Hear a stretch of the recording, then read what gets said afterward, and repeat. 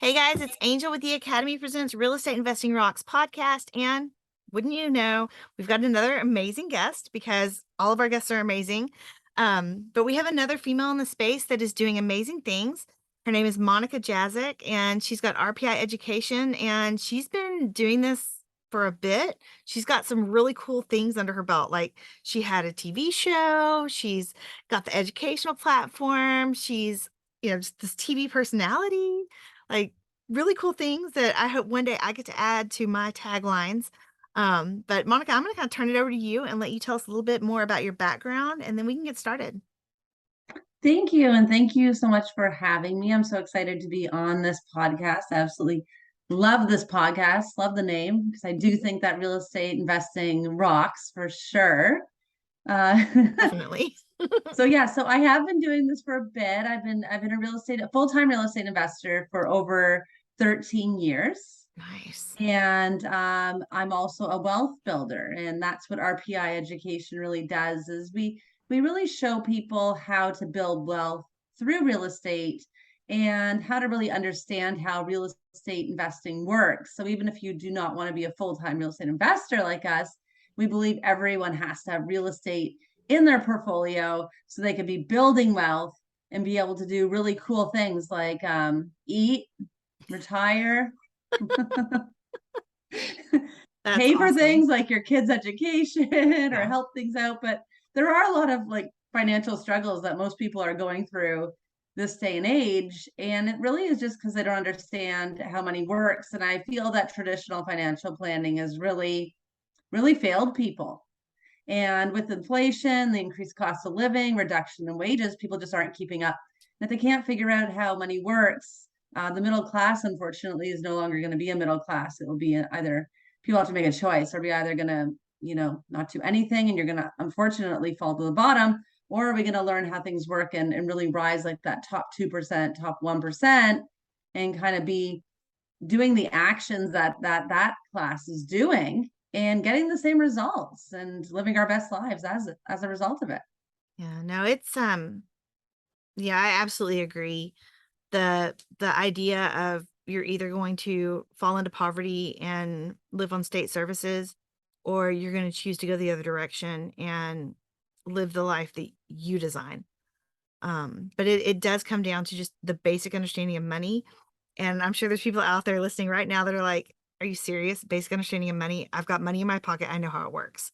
Mm-hmm. But most people don't. We're not the, we're not good representations of the population, because we've learned about how money works. We've learned about how investments work. You know, I think one of the things that really has kept us afloat is the fact that we have real estate investments, because even if they're not like balling when it comes to cash flow, they're holding value. And what I'm saying is, as prices rise because of inflation, the prices of your real estate investing is rising lockstep with that.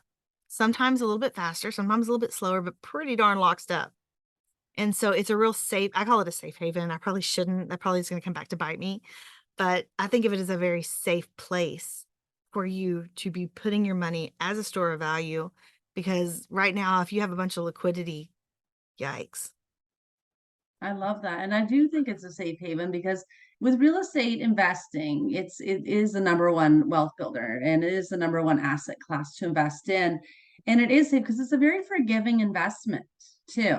You can make a lot of mistakes in real estate. And we wrote a book about that called Real Estate Mistakes, Our Mistakes, Your Success.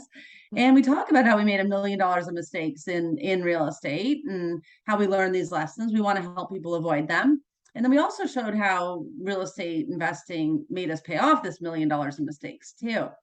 So it really is a lot of people come to us at RPI Education, and these are the people who've actually already moved past the fear and realized they had to do something different. So I think it comes to the point where you hit this realization. Like in 2008, that was our light bulb moment when all of our little meager savings that we had saved doing things the traditional way for years and years and years, so I could be a stay-at-home mom. My husband was working his butt off, disappeared overnight. We realized, wow, we got to do something different because at that point I realized, oh my gosh, unless I go to work full time and leave all these kids, we have no hope in hell to retire. We're still going to be living paycheck to paycheck, even though my husband was making great money. And my kids, I'm never going to be able to help them out, like pay for their schools. You know, that's very important for me to help them out with school. I don't want them to start off in student debt. So it really came to me that if it takes 2 6-figure salaries to get by, what kind of society are we living in? It's incredible. It really made me want to change it. And that's my goal, is to really, we started improving our own situation, and and it wasn't easy because we had no one helping us. Mhm. But when people come to me and they move past that fear, they've had that initial change, and they come, they go, they're so, I'm so embarrassed, Monica, because I bought these properties and I don't know if they're good, they're bad, or whatever, or I made a mistake, and I don't know if I want to do this anymore. I say to them, good for you. Let's fix that mistake. Let's go in and tweak things and reformulate things just a little bit. Even if you end up selling at a loss, we can make this more profitable for you, so you can get some sort of gain, and we can hit that reset and do it again. So the biggest obstacle, I think, is moving past the fear, and educating yourself to the point that then once you get past that, even if you are making mistakes, those mistakes are a lot more forgivable than never doing anything, approaching retirement. And then what do you do?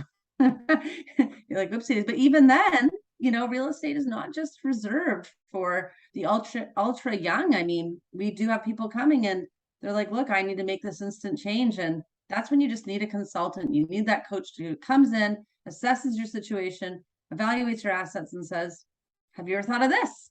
And real estate really can be fast, even though it's not a get rich quick overnight. It could really, it's designed to solve that problem that you need solved. No, absolutely. And I think about like when my husband and I got our first house, it was in '03. I was 26, he was 24. So we got an early start. But his father, his family, they didn't start investing until his dad was in his 40s.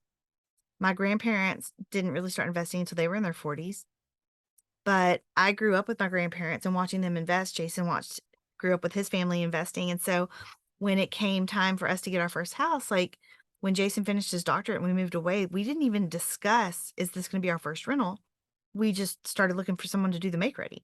And we talk about it all the time. We're like, did we really not discuss it? And we don't remember ever having a conversation about, is this going to be our first rental? It just was. Mm-hmm. And so I credit that back to the way that we grew up.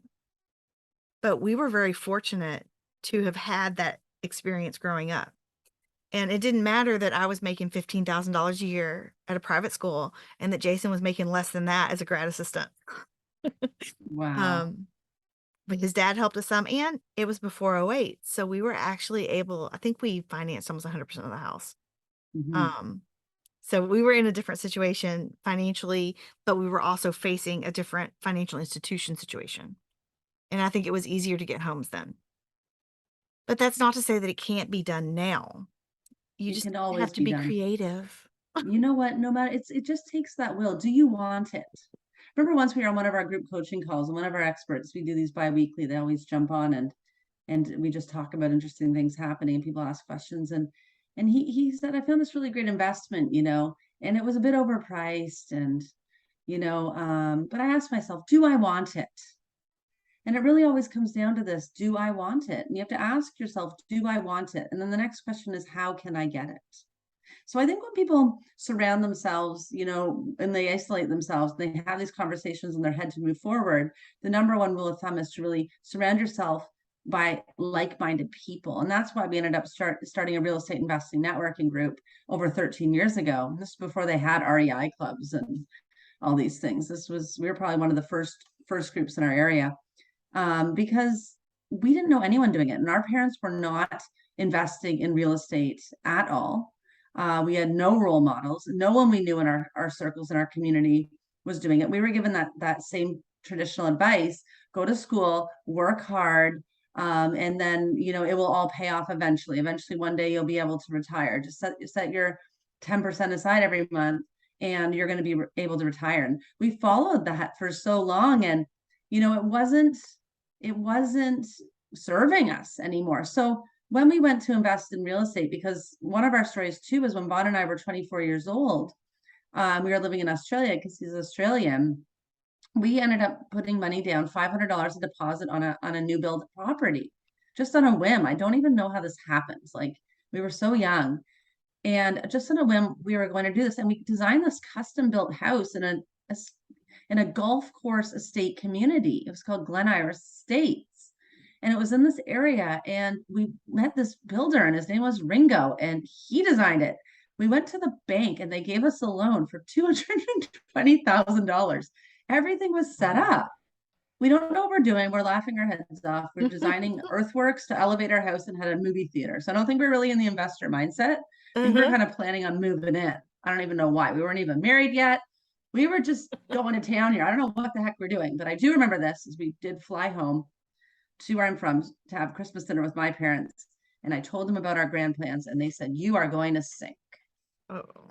And I cried and got so scared that they must be right because they're my parents. They know they've done well. They must know. Vaughn, we cannot do this.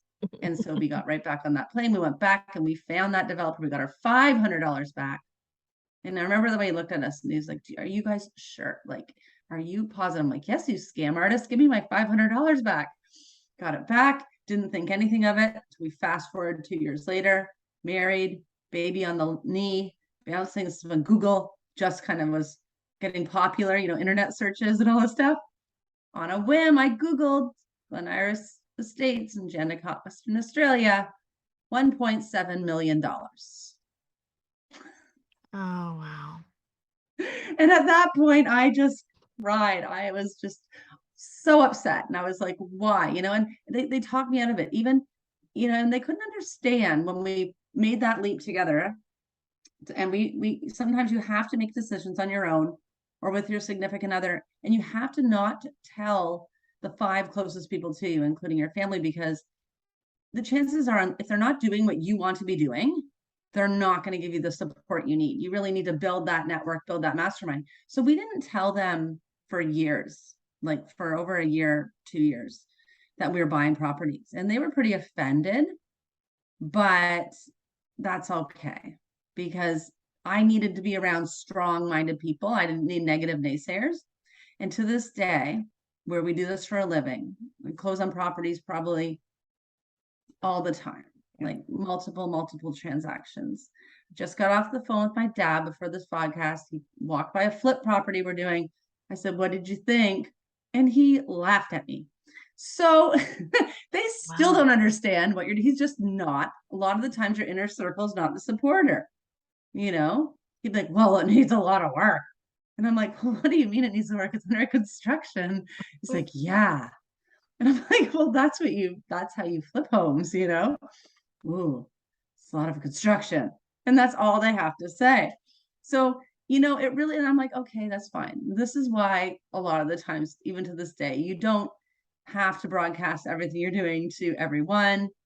I try to include him in on these things to just show him what I do, because sometimes he's curious to know.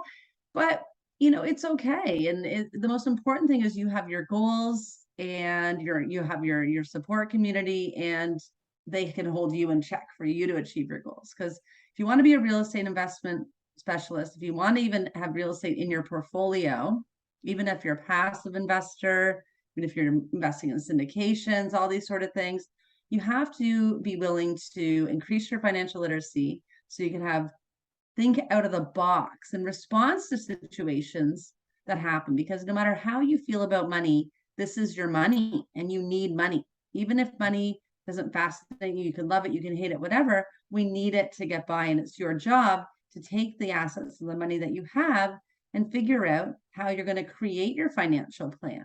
And this goes far beyond Lear jets and being a billionaire and getting rich fast. And often I always talk about the top 2%. When I say that, I don't mean millionaires, billionaires, like who cares?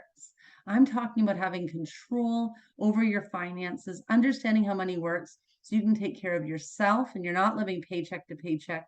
You have money coming in when you're not working in the event that, another COVID situation happens and all of a sudden our jobs are all laid off again. Or what if just you're laid off because of these inflation problems that we're having? Who knows? We need that freedom in our life to handle our finances in the everyday, but also to handle our finances in the future, and also prepare to be able to pass down the estate that we create to future generations. Because everyone says, oh, I don't have an estate, Monica. I'm not a rich person. If you're alive, you have an estate because you are your own estate. And like it or love it or hate it, it does not leave when you leave. It needs to be passed down and handled. And just by even minor tweaks there, you could make a tremendous impact on your family as well as on philanthropies and really leave this mark in this world if you understand how wealth building works. Yeah. Well, and I think that that's a tough one too, because we have a hard time when we realize that we're, this sounds so bad, but when you're outgrowing the people around you. And it's, somebody explained it to me really amazing one time. They said, you know, there are people in your life, some are there for a moment, some are there for a lifetime, some are there for a season. And when you think of it like that, it's not as horrendous sounding. But there are definitely people that are in your life for a specific amount of time for a specific reason. You know, the universe has our back and it's trying to help us grow too. The universe is not out to get you. Sorry, you're not a victim. You may feel like a victim sometimes, but you're not. And if you make sure that you may have a couple of different circles. You could have your family circle that maybe they support you, maybe they don't, but that's your family, so you love them and you like being around them. Maybe you have old friends from elementary, high school, college that they don't really get what you're doing either, but they were your friends. And so that's kind of a circle. And then you have this circle that you collect as you move into this space that they know what you're doing, they love what you're doing, they support you, they want to lift you up. And I think about it because, like, I posted a shirt yesterday that someone had sent me. I saw some friends wearing it at an event, and I was like, "Oh my god, I need that shirt." And it said "successfully unemployed." And Oh, so I I took a love picture in the that. shirt. Oh god, it's an amazing shirt. And it was huge, like 48 people liked it. It has like 20 something comments. And I'm like, this is the right group. And I posted it also on Facebook and I posted it in my Facebook group and all different levels of interaction. Hmm. And so it was just really neat to see who it hits with. And like even Jason, my husband's mom was like, when he was laid off and now we're just doing real estate. And his mom was like, well, what are you gonna do? And so he just kind of explained, you know, I'm gonna still be doing some consulting, but we're doing real estate. Yeah. And so his mom, she understands, she thinks we'll be fine, but I think it's still that mother instinct too. She's a little concerned because we don't have steady streams of income coming in right now. But she wasn't like, oh my God, you can't do that. You have to have a job. Um, she was more supportive than that, but Hmm. less than, oh yeah, you got this. You're gonna take this down. Y'all are gonna do great. Yeah, you get some interesting things like I don't know if you've gotten this one yet, but like, oh, I hope you make money. It's always an interesting one. Like, I think they're just, it's like, oh, me too. Yeah, I'm always like, "Oh, yeah, I really hope I get to enter that 90% of millionaires on the in the Yeah, world that did it's so through real beyond estate millionaires. They want investing." to know if you're making any money. Do you make, the question isn't, do you make, and so then I'm pretty sarcastic. So I'm like, oh, actually, can I have a loan? And then they just, no, they laugh. But yeah, a lot of people think if you don't have a job, you don't, you're not making money. And entrepreneurs, I do really view myself as, and Vaughn, my husband, is successfully unemployed because on his 40th birthday, he marched into the office and he resigned as his 40th present for himself. And it took us 5 years to get there. Yeah. And he actually has this book, Employed Entrepreneur, and it really kind of highlights those levels of things that people have to do to really sort of cut that cord. Because we are successfully unemployed with 4 children, like you. We have 4 mouths to feed. And so it's not like we don't have anything to lose. I take risks every single day. And I redeploy most of the income that we have into assets. I have very little cash, unfortunately, sitting around. Much to my accountant and bookkeeper and mortgage specialist displays, like where would all this money? How did you do this month, and where is it this month? And I'm like, it's redeployed. There's a new amount coming in, and that too will be, redeployed. And like you're talking about, you have to be connected with the universe. You have to know it's going to be okay, and you have to have confidence that things are going to be continuously moving forward and that you can make good decisions. Because when you make good decisions, even when things go wrong, you're able to make a decision to help correct yourself and stay in the right mindset. If you're around a bunch of panic stricken people that are always talking stuff in your ear, it's only a matter of time before you're going to start listening to them and changing your actions, changing your behavior, and getting your results. So everyone, look at the 5 people closest around you and see, is this who I want to be around? And it doesn't mean you have to ditch your friends. It doesn't mean you need a new friend circle, but there is a time that you are going to have to tune them out. And I do have a lot of friends, and I do have a lot of different types of friendships. And a lot of my friends love to tell me all about real estate and real estate investing and how it works and why it's dangerous and whatever. And I just nod and smile and listen and take it as their opinion and learned not to argue, with them. And eventually, people will come around or they won't, but we're always here to support when people are ready to learn. So if the traditional way has served people, like that's amazing. Like one of my best friends just announced that they're now mortgage free. I mean, that was really exciting. Where we live, it's really expensive to live. To have that, I'm like, that's amazing. Good for you. But I know that the next step really is to tap into that equity and get that moving for you, because her next goal now is, how do I pay for my 2 sons' college education? I might be mortgage free. So when your money's just sitting there, it has no value, because if we're subject to a housing market drop, where's your equity then? That's when people think they actually lose money, which is not true. It's just we don't have access to any of that money until we either refinance or we sell that asset. And then you have access to that money. And that's another thing we focus at RPI Education a lot, is strategic leverage. And if it wasn't for strategic leverage, we never would have been able to get started in real estate investing, because we never had any money to invest, but we did have our house.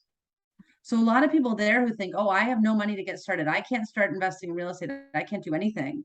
My advice to them would first of all be, find a personal residence for you to live in. If you're renting, try to find something to buy. Try to find something to fix up and add equity. Oh, easy for you to say, Monica and Angel. You have all these homes. We can't just go out and buy houses like you. Well, this is when you need to learn about creative financing. This is when you need to learn to talk to mortgage specialists, find out what you could qualify for. Because with leverage, it makes real estate the #1 investment tool. There's no other investment out there that you could leverage like real estate. You could buy $100,000 home with $5,000 down. If people don't have $5,000, well, that's something that's a lot easier to round up $5,000 than $100,000. And if people are just sitting there thinking, well, I don't have $5,000, I don't have $500. Well, there comes to a time where you have to ask yourself, why do I not have $5,000? Why do I not have $500? Why do I not have $5? And the question isn't, how can I get real estate with no money down? The question is, how can you make more money? So people don't have money. They have to ask themselves, why don't I have money? How come? It's not a bad question. It's not embarrassed. So people can move past what the results are. Then they can sort of change their story. Oh, I don't have money because I have this job that's not paying me enough money. And then they're taxing me way too much money. And my expenses are higher than what I'm making. So that's probably why I have no money.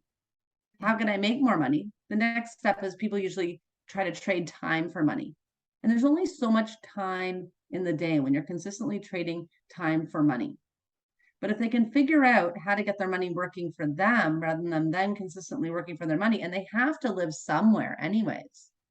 If you have to live somewhere, then why not, turn that rental into a property that you can own? If your landlord won't let you buy that property from them, whether it's a rent to own, whether it's creative financing that way, how can you get that property from someone else who will do that? There's ways to figure this out.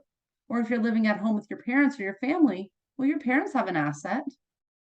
They have a house. Maybe they can help work with you to be a joint venture partner, but you have to show them that you can do your part as well. So the 3 biggest reasons people don't invest in real estate is time, money, or knowledge. Most people don't have money. No one has any extra money this day and age. And if you do have money, you're not doing it properly, because your money should not be available. It should be working for you. Second of all, people don't have the time because they're working so many hours. It's when wonderful syndication opportunities like you have come into play, because people can be, I invest in passive investments all the time. My money's consistently working, and it doesn't even have to be mine, because a lot of people have IRA money, 401k, Mhm. group funds, tax-free savings, equity in your home. It's just sitting there. If people learn how to transfer this around, this is when you make money, when you're at work, at your job, trading time for money until you get to that place that you really want to be, which is so exciting. And then the last one's knowledge. If you're not willing to learn about money and how money works, you're never going to have money, and you're never going to be able to get ahead. That's like saying, I want to lose 30 pounds, but I don't want to go to the gym, and I don't want to change my nutrition at all. So for anything worth, in life, no matter how you feel about it, you have to learn about it. You have to master it, learn how it works. And that doesn't even have to cost a lot of money, but you have to give it the attention it deserves and start making those changes in your life so it fits for you, not what it worked for other people. You have to make sure these investments fit with your life and not fight with your life. And I think that's another really strong success strategy for real estate investing. Oh, no, absolutely. I can remember Jason had already read Rich Dad Poor Dad, and he gave it to me. And I don't know that I read it fully. I read a lot of it, but the thing that really caught my mind from the books that Jason was handing me was, man, how do we make our dollars work for us? We can barely pay our bills. Yep. Because I was literally I was bringing home $1,001 every month, and he was bringing home like, I don't even know, 800. It wasn't a whole bunch, Oh but we my were making gosh. it. Yeah, it sucked. That was But a like lot of early people 2000s. are like Yeah. that. There's a lot of people in that situation. Absolutely, and so we're sitting there, we're like, "How do we make our money work for us? How do we make our money work for us?" And it was seriously him graduating and getting a job. He got a bonus, and we kept our house. That was the big one. Is a lot of people, when they move, they sell their house. Man, keep your house. Hmm. It's your Your first first stepping property. stone. Yeah. Turn your primary residence into well, what you should be doing is first of all, you don't need to buy your dream house. So forget this dream. Okay. We'll get you your dream life. Don't you worry about that.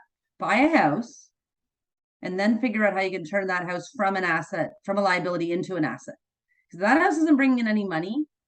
And I love Rich Dad Poor Dad too, by the way. That was my book. That was just a I game think a lot of changer. people springboard off of that one. Oh, that's what I want to achieve with real estate mistakes. Like what Robert Kiyosaki has done. I cannot wait to meet him. I met him once, but I never had a chance to truly thank him again and again. Like I would love to have that opportunity, because he's just legendary. And the book isn't it's the most impactful book I think that was ever written. And that's the sort of impact that we're trying to create as well. Because if you could take that liability, which is the house you're living in, because if it's not bringing in any money any month, like if it's not bringing any money, it's a liability. It's not an asset. There's just no arguing. So how do you turn it into an asset? Well, you got to get it generating income.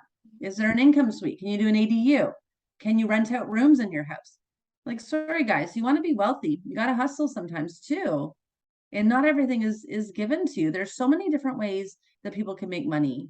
If I was to give everyone who watched this podcast $100, if they could figure out how to make $10,000 this week, I would be giving out hundreds of thousands of dollars. Because people can make that if they just take the time to think about it and think outside that box and really challenge themselves. You'd be amazed what people can achieve, no matter how much money they're bringing in a month, no matter what their education is, no matter what their situation is. Everyone is good at something. Mhm. Like everyone is good at something. Like I was talking to one of this wonderful friend of mine who's actually works as a server, and at our club, and we were just chatting and talking about how things are going and what she's doing. And like most servers, they're not making enough money. And so she has to have three jobs. And she even mentioned that casually. She goes, well, most of us, we have three jobs. So this is three things changing time for money. I have a job here, then I have a job doing cleaning, which I think is great. Cleaning, oh my gosh, like cleaning, you can make so much money cleaning. No one wants to clean. And people will pay people a lot of money to clean. And I think cleaning is the most like worthwhile job out there, because anyone can do it and it can be done well, but you got to put your mind to it, because not anyone can do it. This is why I still pretty much clean my own house because I get so fed up because it's such a worthwhile job. It's something you can really excel at. Anyway, so she also braids hair. Braiding hair. Huge Lots of money in that. money. Huge. So I looked at her, I'm like, I love you and I love talking to you every day. Quit this job. Braid hair or clean. Choose one, make that your focus, and then see how you can stem off that. And I never want to see you again. Oh my God. Because when people go into that, what's taxed? The serving job. You're not getting tips because you're at a country club. So you don't even get the tip aspect.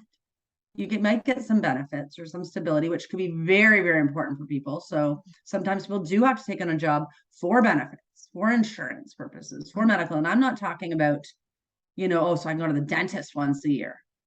I'm talking about people who have medical bills that have to be paid, or that's very serious, especially in the US. I know I think there's 41 million bankruptcies in the US a year due to outstanding medical bills.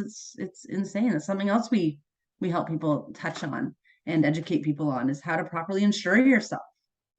And so, even with that, it's just anyone has it in them to take any talent. You don't have to go to an expensive school. You don't have to be a business major. You don't have to be, have a master's degree in order to make money. There's no guarantee that you're going to be rich just because you have an expensive, high paying job. I mean, most of our clients at our PI are professionals.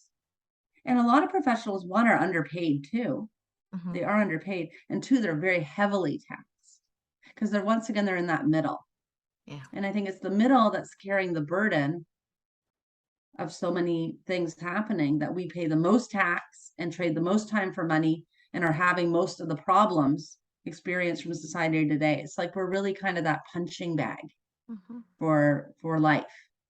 Whereas the bottom is not, and the top are not experiencing what the middle experiences. You know actually who I first learned that from? It was so funny. 50 Cent. He actually said that. He's like, the bottom and the top don't experience recessions. They don't feel it. It's just the middle. And that was actually where that really kind of hit home with me. And I was really thinking about it. Because if you think about recessions, whether we're in a recession now or we're going into one, it's so important to manage your money now more than ever.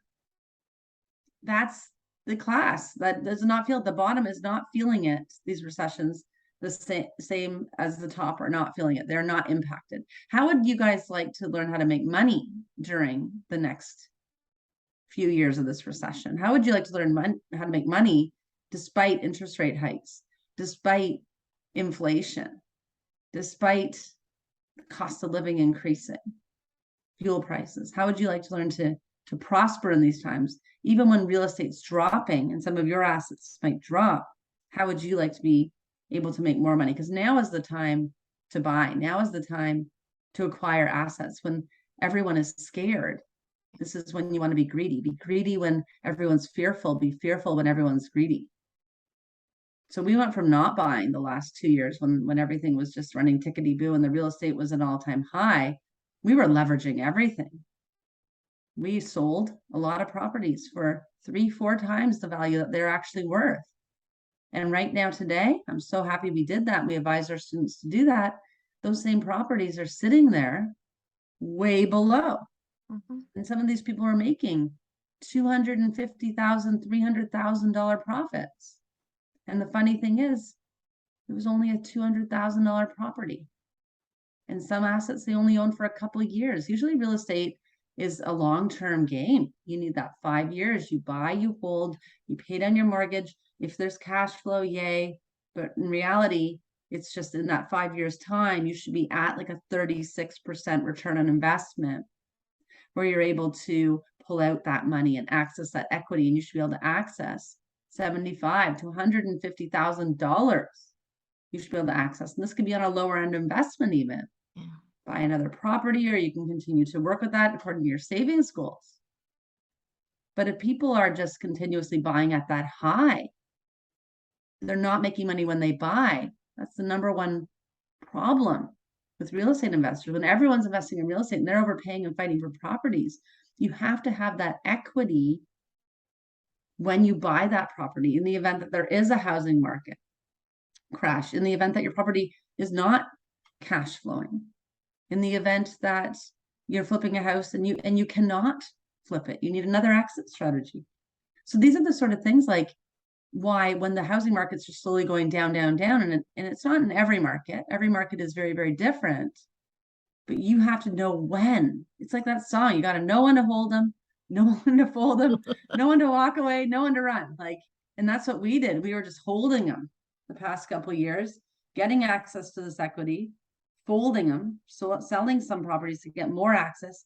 And now we're not walking away or running. We are just picking up properties one after another as they come available. And it's not from people going in foreclosure, and it's not from people abandoning their homes, and it's not from any of these sort of things.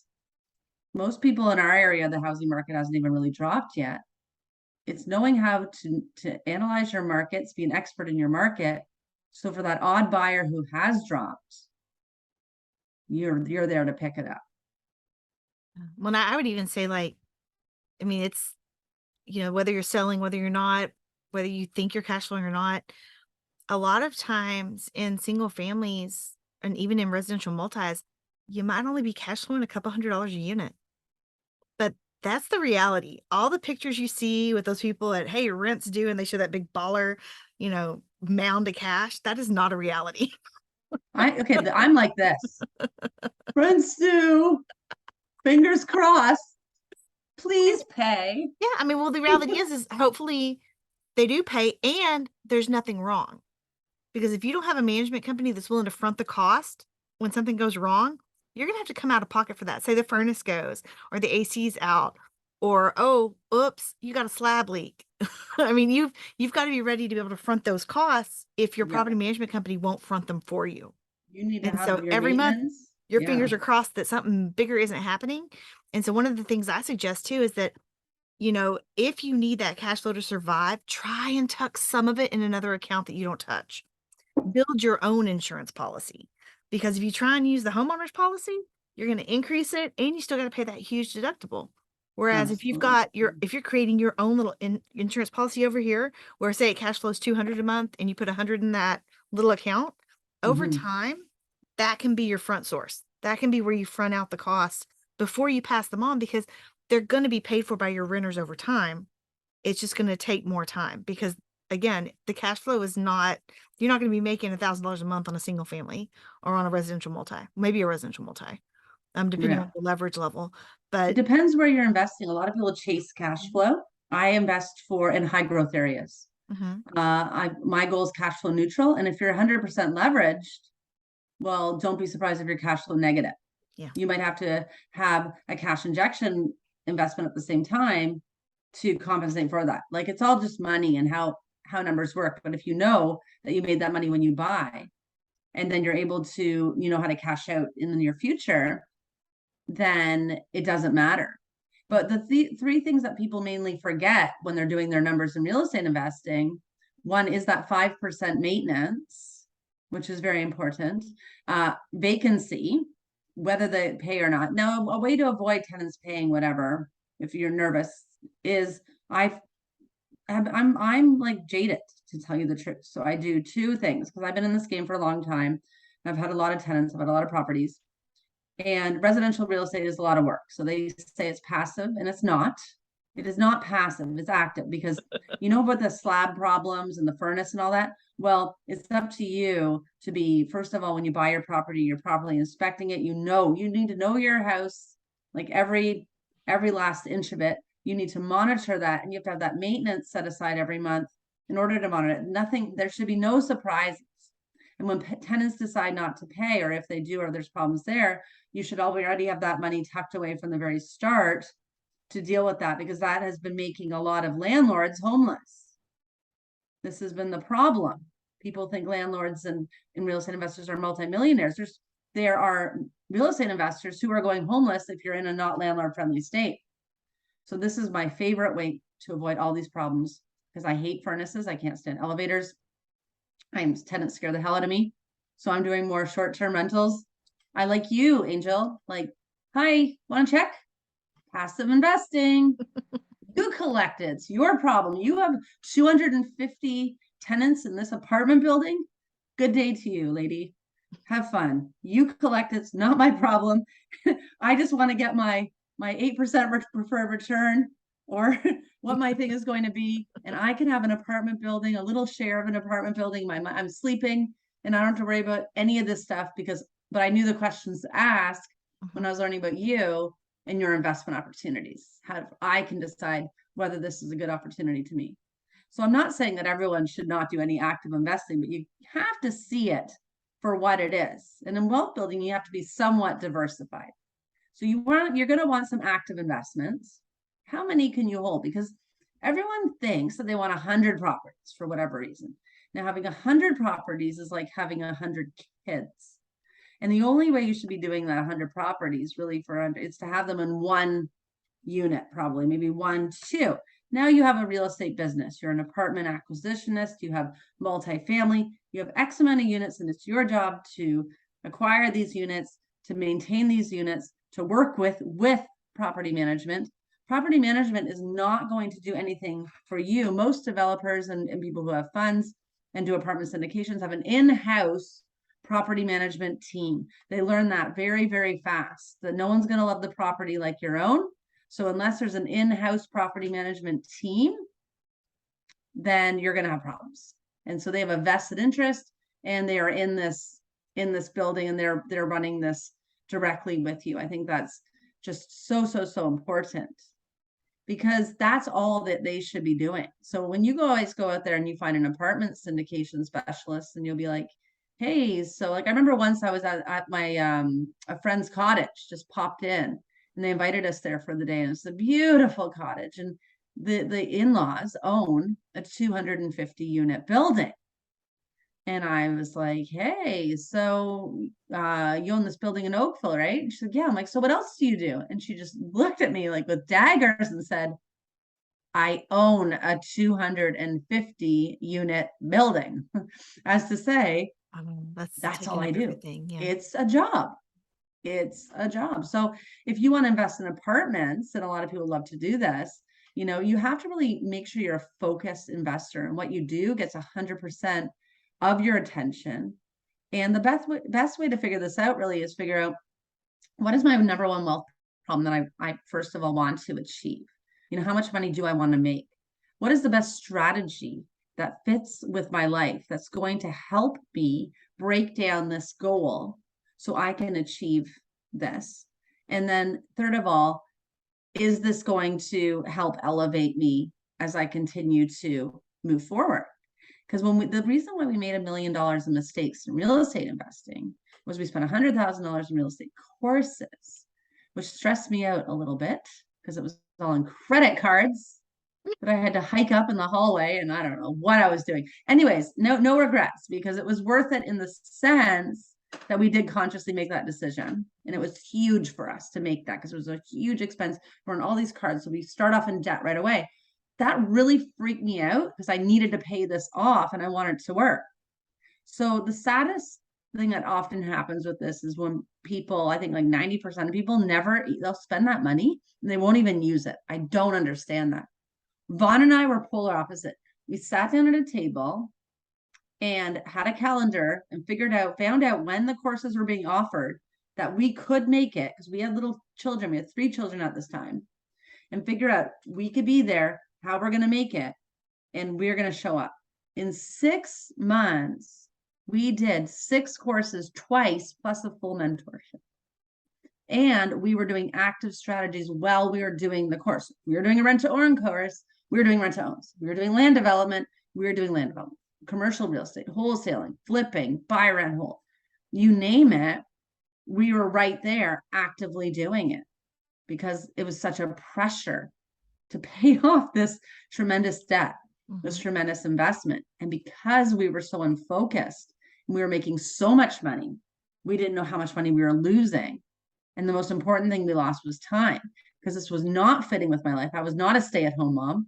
I was a 24-hour real estate investor at this point, and Vaughn was still working his day job and doing real estate investing all night. So that's really how we started. It's very exciting, because we know what it's like to have no money. We know what it's like not to understand money. And then we know what it's like to all of a sudden be privy to some real amazing knowledge and nuggets that can transform your life and change your life forever. And that's what I want to share at RPI Education. I want everyday people, every single person, to have these wealth tools that the top 2% operate from, so you guys can start putting them in your wealth plan. And I don't want people to go broke over it. Yeah. And put it on a credit card and have to hike up the credit card fees. And there's so much NLP that goes behind this process of sales. And the reason that it's behind this is real estate investing courses are a $1 billion industry. And because the pool is so small, only 6% of the population invest in real estate.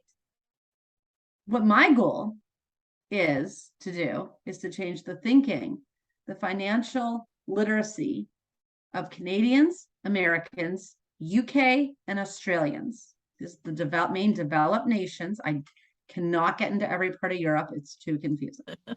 And I don't understand Africa or India. I don't know. I'm just doing what I know. So these are the main developed nations. If we could change the actions of the people in those developed nations, that could be a 6% global change. If 6% of the global population change the way they think different, they act different, they invest different, they start changing their buying power, their consumer patterns, this could help fill that wealth gap.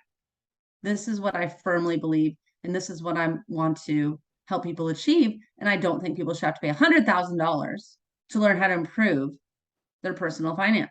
So that's why we have courses and information available. Yeah, we'll have higher level coaching packages, not $100,000, but we will have higher level coaching packages. And there's nothing wrong. Like there are $100,000, $500,000 coaching packages out there you should invest in if you're at that level, because that $500,000 coaching patch, I'm not saying I have a $500,000 coaching patch. I'm just saying, if you invest in that, you better make $500 million or $1 billion. Like, what you get in turn needs to lead to results, not just, pay $10,000 for this little course that you're going to get rich quick, and then it doesn't work. So I think people need to be involved, and it's not just going online and taking a course. It's really having that community, the conversations. And this is why actually our first level of membership at RPI Education is free. And this is why we'll send you the information you need to get started. And then you can actually come on group coaching and hear what's going on and learn. Is this a community for you? Get some of these questions answered. But the problem is, if you don't pay attention. So it's a real slippery slope. A lot of real estate investors think, I'm just going to YouTube my real estate education. I'm just going to piecemeal this together. I'm going to figure this out on my own. And you could totally do that. But anything that we have ever created, even the book Real Estate Mistakes, really is to expedite people's learning journey and help them not have to make the mistakes that we went through, and just learn what to do the right way. And one of my coaches asked me once, I was telling her, I think I was a little firm on a client, telling them what they should do, because I think I yelled at them because they invested in an area that was just really bad. And she said, you have to decide, you have to let them explore, Monika. You have to let them explore and find out if it's right for them, for that area. And she goes, that's what coaches do. If you're just telling them what to do, then you're a consultant. And I'm like, sign me up for consultant. Because I'm not going to let people explore the wrong thing, lose hundreds of thousands of dollars, or waste any of their time. Like, why would anyone hire me even for that? If your job is to really just clear the clutter, eliminate, show people where they could really build from where they're starting at this point, and helping them move forward and getting that support, to move forward, emotional support to move forward. But why would anyone be left to figure out things on their own devices? That really hit home to me, because I know what it's like to be unguided and have to figure out the solutions to these questions. That's why this day and age, I only operate with experts on anything I do. And I go in and I say, you tell me, you're the expert. You tell me what you think would look good. When I go to the hairdresser, I'm like, what you think? What's in? Do it. You're the hairdresser. I'm not going to tell you how to cut my hair. I'm not going to tell my tennis coach how I should be swinging the ball or how I feel like when I hit. I just listen Yeah. and improve. And then if you're consistently listening to expert advice rather than going and doing your own thing or what you want to do or what you've done in the past, then you're going to move forward. Because I believe that everyone's gotten to the point that they're at. And if you want to move forward, you have to start utilizing your resources to get to that next level. No, absolutely. And I mean, if you think about like pro athletes, even they have coaches. They have people that help them get better. Um, yeah, we also got a coach. We've got two different coaches, and have we spent six figures on coaches? Yeah, we have. But it also tripled our net worth. Yeah, it Um, has to be. And that's coaches, not courses. When you're on your own, it's coaches or consultants, someone who is actually there to help you. Like, where was my coach when we were in the construction field and our whole project was going belly up? Am I going to pull out my course? Like I mean, like that's our first coaches too were like my grandparents and Jason's parents, and they were able to help us. They were able to help guide us because that house we bought, it wasn't some $300,000 home. It was a 65,000, had been a previous rental built in the 70s, and that was our first house. yeah, I love it. And we still have it, and it still cash flows.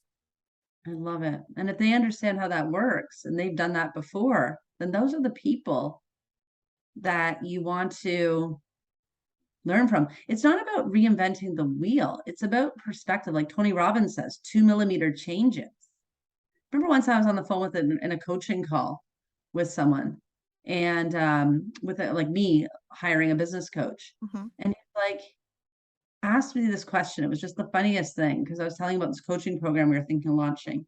And he's like, have you ever considered Singapore? And I'm like, huh? And then all of a sudden I was like, oh my gosh, that's like a totally new market to tap into. I just never would have crossed my mind. Like and it's nothing really revolutionary. Like he just happened to do that particular thing and market it to Singapore and was incredibly successful. And if I never knew from sharing from that person, then how do you know? It's amazing. Like not all knowledge, it doesn't have to be like Mensa or anything or a brand new methodology or a really innovative strategy or a brand new thing. It could be real estate investing is the most simple investment out there. I do not understand stocks. I don't understand these, what are they, NTFs or whatever they are, and NFTs? NFTs and crypto. And my kids talk about all this stuff. I'm just out buying real estate. I understand it. And I'm not doing anything very complicated with it either. We're just buying it and creating what's required so we can be at that cash flow position, at least cash flow neutral, and build wealth to meet very specific wealth goals. And that's all I do. And that's all we help people do is help them create the life that they want to lead and be able to afford it by structuring themselves financially.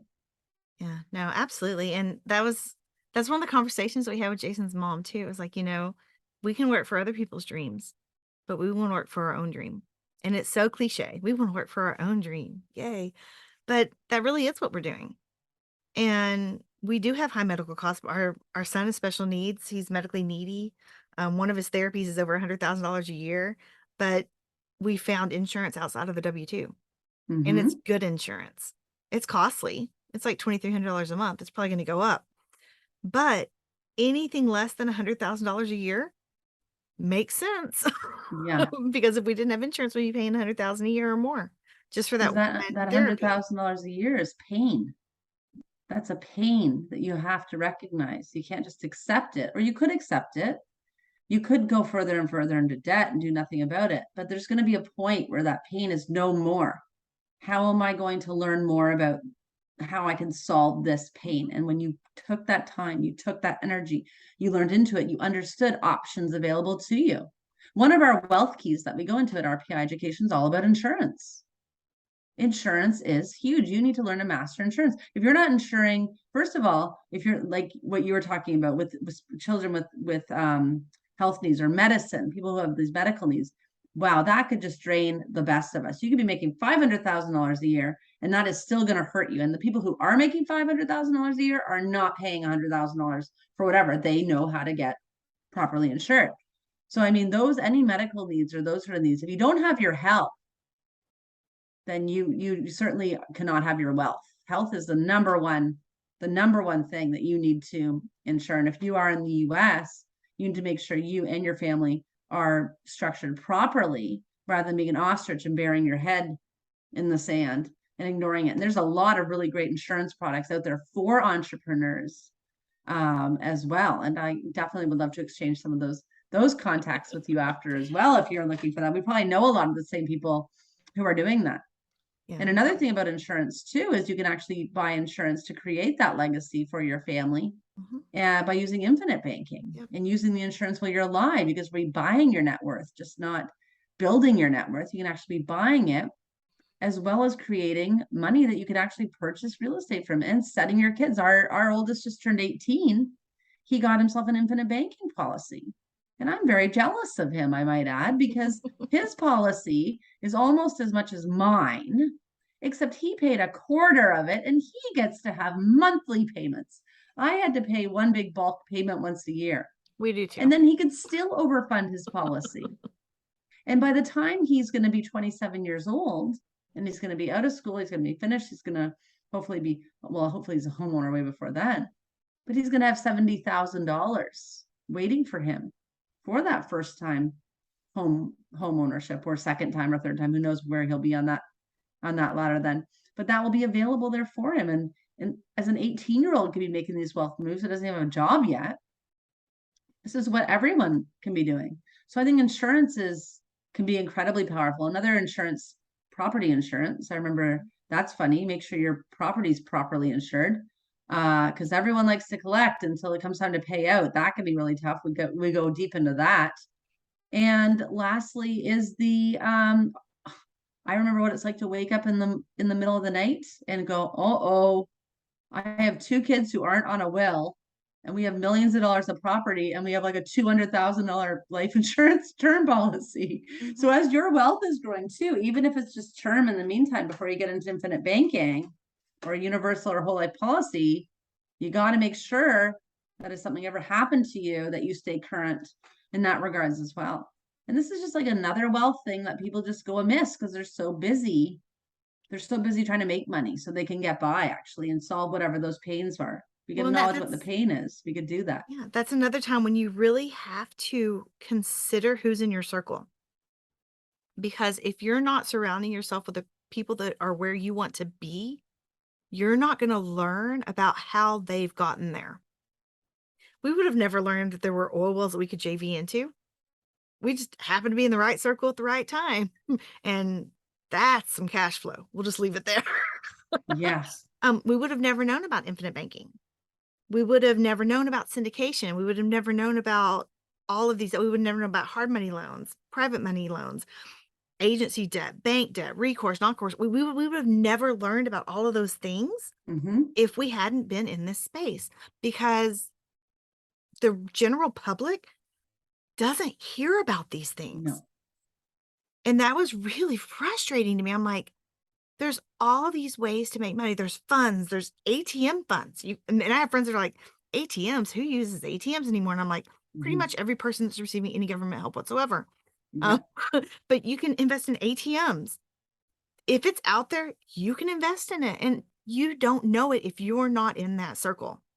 Exactly. So you have to surround yourself with people that are where you want to be. Well, that's what we're trying to do. And we break it up to 7 wealth keys. This is our wealth immersion program. And everything you just like pretty much listed them all off because we're in the same circle. This is what you do. Once you get started, you'll see how simple it is. But the first wealth key really is investing in real estate. And I know that's mainly what we've been talking about today. The next thing you just mentioned is mortgages, understanding mortgages and strategic leverage. You were talking about hard money loans. People can go to a payday loan. You can get a hard money loan. That's what you're doing when you go to payday loan or money mart. You get an advance. That's what you're doing. This is the exact same thing, but let's do it to buy an asset. The third thing is the self-directing registered funds in things like you're talking about with syndications. People can self-direct their 401k, their IRA, their group funds. You don't have to let that go in the bank. Next is all about insurance, protecting yourself, but also building wealth, buying your net worth and passing it down to future generations. Then you have incorporating. How do you buy real estate? Should we just buy in our personal name? Should we buy in corps? What kind of corps? People need to learn how to structure themselves like a business. And the sixth wealth key is taxes. So they can start making more money, but paying less in tax. And the last one's estate planning. How do we pass this, structure it down? Because it gets really complicated. Once you start buying real estate, you guys, you're going to be put, if you don't do it properly, you can lose everything in taxes, and you can also increase your liabilities.